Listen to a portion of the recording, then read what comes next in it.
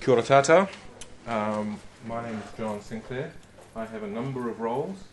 I work for the Howard League, which is a prison reform organisation. It's part of my time. I'm a yoga teacher. I've just actually bought a yoga studio, which I'm trying to shift towards working more in the mental distress area. I also teach yoga in prisons and a few other things, which I forget. But I am, most importantly, a graduate of Aotearoa University. Thank you, Aotearoa University. Thank you also, Wellington, for putting on a great day. I lived here for 23 years, mainly working in policy in that roundish building downtown. And about 6 or 7 years ago, finally had enough of the bad days of Wellington and moved to Auckland. And almost immediately found myself, because I just, at the age of 50, trained to be a yoga teacher and wondering why, found myself teaching yoga inside Mount Eden Prison. And to prepare for that, I thought, well, I'll read Michel Foucault's book, Discipline and Punish, because you need to read a bit of Foucault. So I don't have a PowerPoint presentation because you're going to remember some of the things I throw out there as ideas and quotations. I read in Michel Foucault's Discipline and Punish a phrase that struck me. He wrote, "The soul is the prison of the body." The soul is the prison of the body. For me, growing up as a Brethren boy, an open Brethren boy, that was anathema. We were always taught that the body was the prison of the soul. We spent a lot of time reading the epistles of St. Paul. So it was all about how the flesh was the thing that the soul was working against. So I was a bit mystified by French critical theory, as I often am.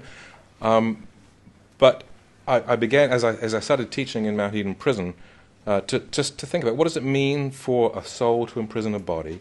How does that work when both the soul and the body that's attached to it are held for an extended time within a literal prison?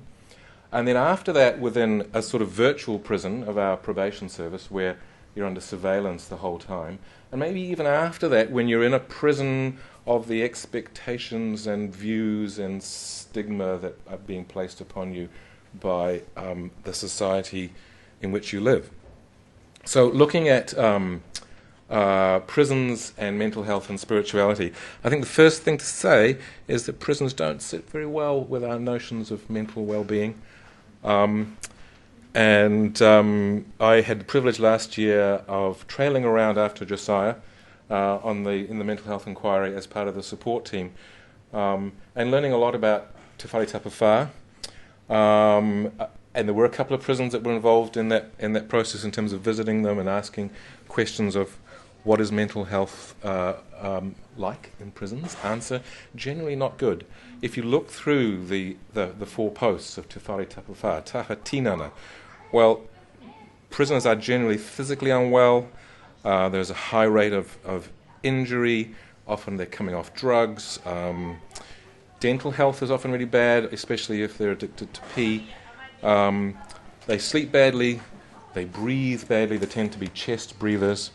Often there are underdiagnosed and certainly undertreated problems with hearing, with sight, and so it's not a good picture.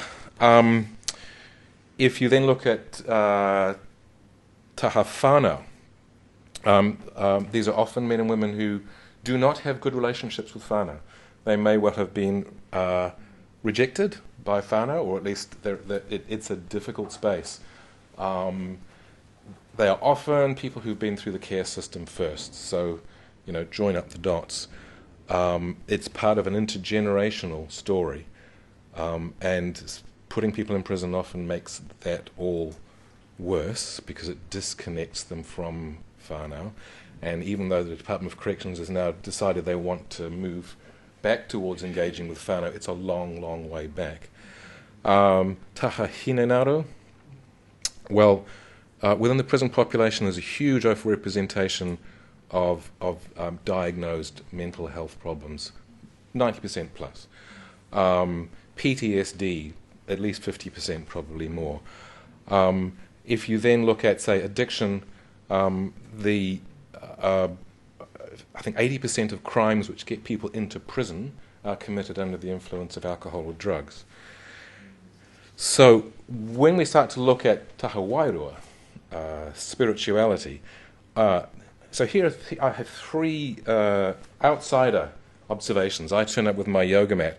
One, I was quite pleased to find that there was a recognition of spirituality and religious faith, and you hear prayers in prison, you hear karakia, and there are some wonderful chaplaincy services within prisons. I reflected that, we used to have places you could go, monasteries, retreat centres, to sort of get yourself sorted out. Now we have prisons. At least there's a network of places where you can, well, you have to commit a crime, obviously, but you can go to sort of be brought back to yourself. And that led me on to the third observation as an outsider, which is that traditional spiritual teachings have often really focused on crime and punishment. If you think about, I was brought up in the Christian tradition. We talked about confession, we talked about conviction, we talked about guilt, we talked about penitence, there was a sense in which actually these are really, really important existential issues which people have to deal with, and they are spiritual. And if you look at Māori approaches to spirituality, the concepts are still mana, tapu, noa, whakanoa. There is a need to engage with that question of when harm is caused, how do we restore ourselves? And that's a spiritual question, and I think also a mental health question.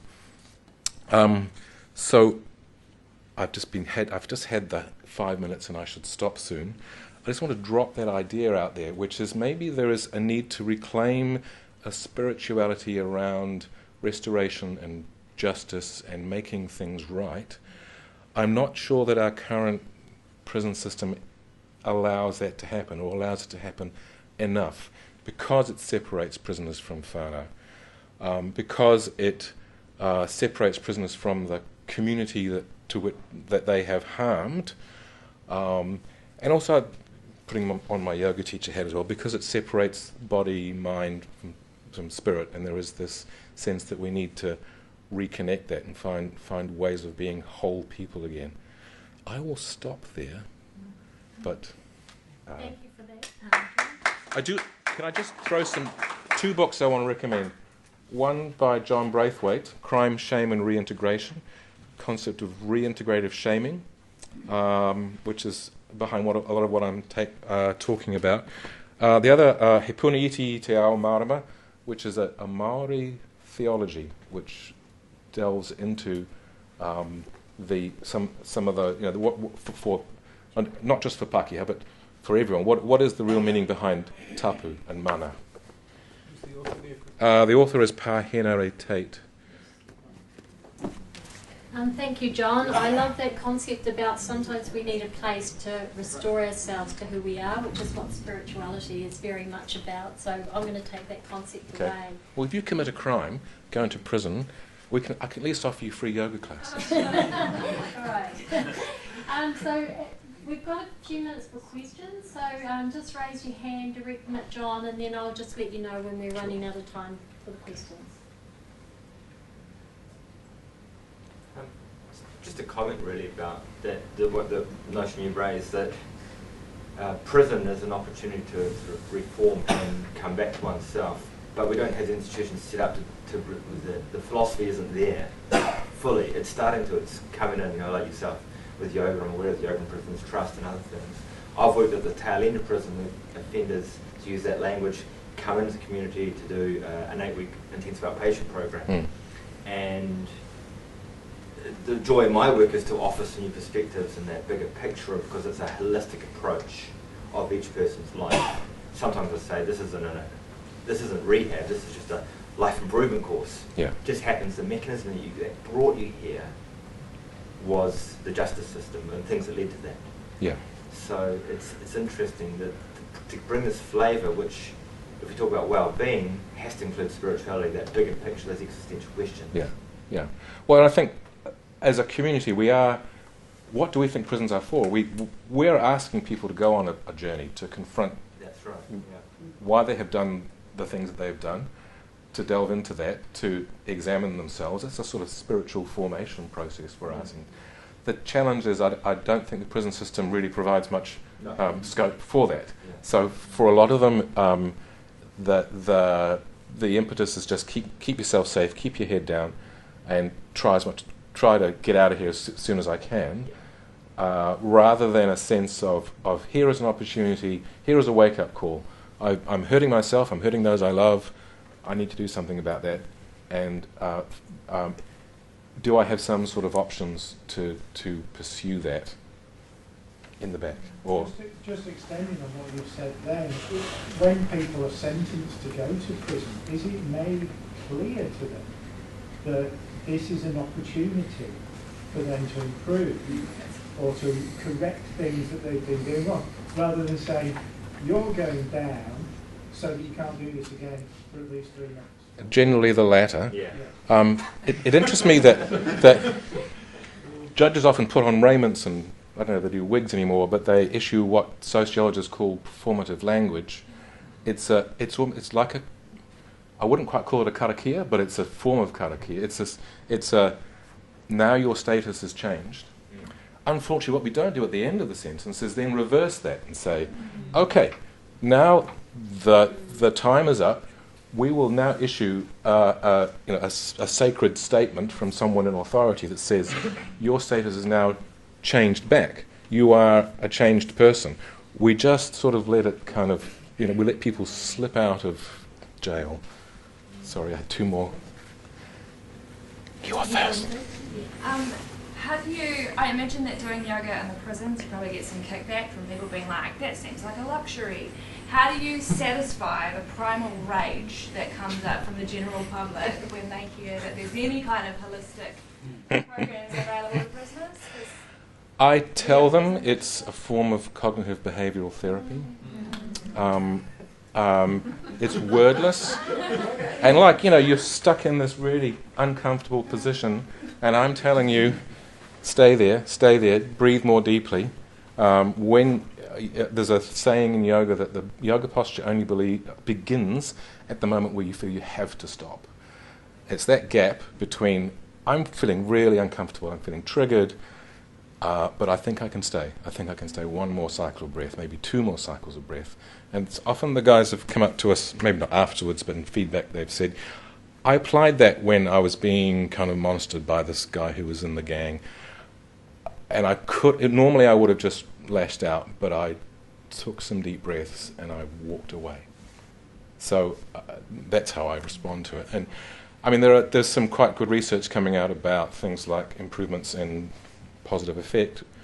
And I guess the other thing is, I don't think you can really engage in other therapeutic programs if in your own self you're not comfortable in your own body. And I'm talking a lot about trauma here. Just learning to calm yourself, to sort of quieten yourself, to have that little voice inside of you that says, as per the last presentation, it's okay, it's okay.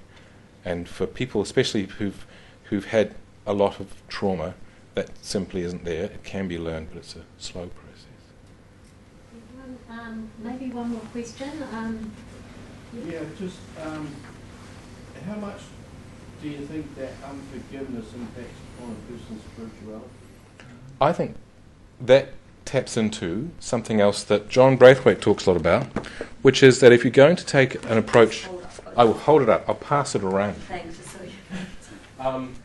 If you are going to take an approach which is based on what he calls reintegrative shaming, so yeah, it is shameful, but it's in a context where the community is saying, you've done wrong, we want to work through whatever it is that's been behind that. At the end of that, the community is morally obliged to say, now you've finished the process, you are forgiven, it's done. We accept you, we reabsorb you, we re-employ you maybe, we find you a place to stay. And I think part of our challenge is that that's not kind of there. It's also not there because we're not really particularly disciplined at restorative justice practices. So many people who offend don't really get an opportunity to I guess, confront the people that they have hurt and engage with that whole question of forgiveness and can we move on. Thank you, John. Thank you so much Thank for you. that